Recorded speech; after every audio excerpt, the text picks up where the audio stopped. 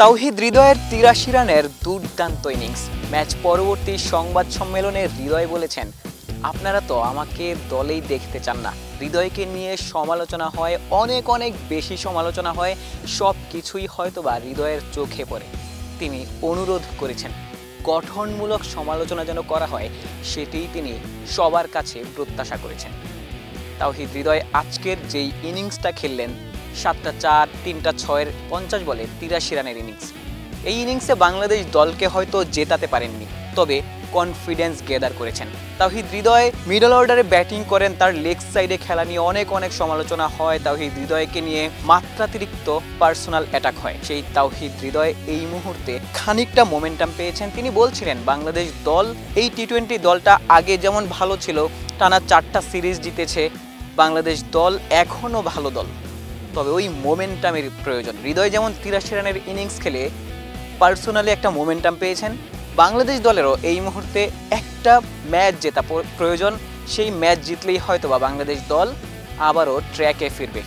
বাংলাদেশ এই চট্টগ্রামের মাটিতেই 3 ম্যাচের সিরিজ ছিল ওয়েস্ট ইন্ডিজের বিপক্ষে। সেই সিরিজে বাংলাদেশ হোয়াইট ওয়াশ হয়েছিল।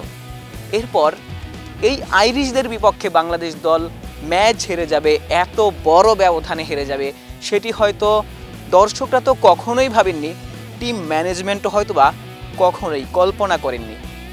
লিটন দাস, ক্যাপ্টেন লিটন হয়তোবা এই হারটা প্রত্যাশা করেননি। যদিও বা ম্যাচের বাইরে অনেক কথা নিয়ে তিনি হয়তোবা স্ট্রাগল করছিলেন, হয়তোবা মাথায় চাপ ছিল তার, ব্যাটিংটা হয়তোবা তিনি ঠিকঠাক এই ম্যাচে করতে পারেননি, তবে কখনোই হয়তোবা ভাবেননি আইরিশদের বিপক্ষে এইভাবে তার দল হেরে যাবে।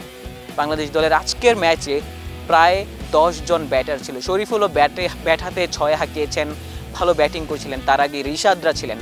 9 নম্বর পর্যন্ত বাংলাদেশ দলে অলরাউন্ডার ছিলেন, এবং সেই দল নিয়ে 9 জন ব্যাটার নিয়ে বাংলাদেশ দল 182 রান করতে পারেনি, যেই উইকেটে শরীফুল, রিশাদরা রান বিলিয়েছেন। আইরিশ ব্যাটাররা যে উইকেটে রান করেছে, সেই উইকেটে বাংলাদেশের টপ অর্ডার ব্যাটাররা রান করতে পারেননি। জাকের আলী অনেকরা শুধু করেছেন তাওহিদ হৃদয়। যেমনটা শুরুতেই বলছিলাম, হৃদয় দলে থাকলে অনেক বেশি সমালোচনা হয়।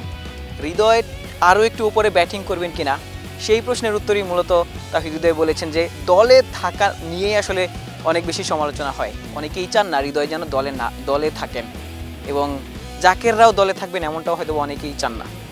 তবে রিপ্লেসমেন্টকে বাংলাদেশ দলের রিপ্লেসমেন্ট হিসেবে যাদের বিবেচনা করা হয়, তারা যখন ফর্মে থাকেন তাদেরকে দলে সুযোগ দেয়া হয় না, কিংবা ওই কোর ক্রিকেটারদের বাইরে অন্য কাউকে বাজিয়েও দেখা হয় না। নির্বাচক এবং ক্যাপ্টেনের মধ্যে সমন্বয়হীনতা রয়েছে।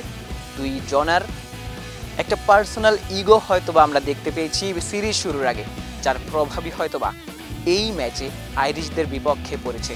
তবে 2টা ম্যাচ এখনও হাতে রয়েছে। 2টা ম্যাচ জিততে পারলে বাংলাদেশ দল হয়তোবা এই চট্টগ্রাম থেকেও সিরিজ জিতে বিশ্বকাপের জন্য একটা কনফিডেন্স নিয়ে যেতে পারবে। সেই অধরা জয়ের দেখা কি বাংলাদেশ দল এই চট্টগ্রামে পাবে, সেই প্রশ্নটাই রেখে যাচ্ছি।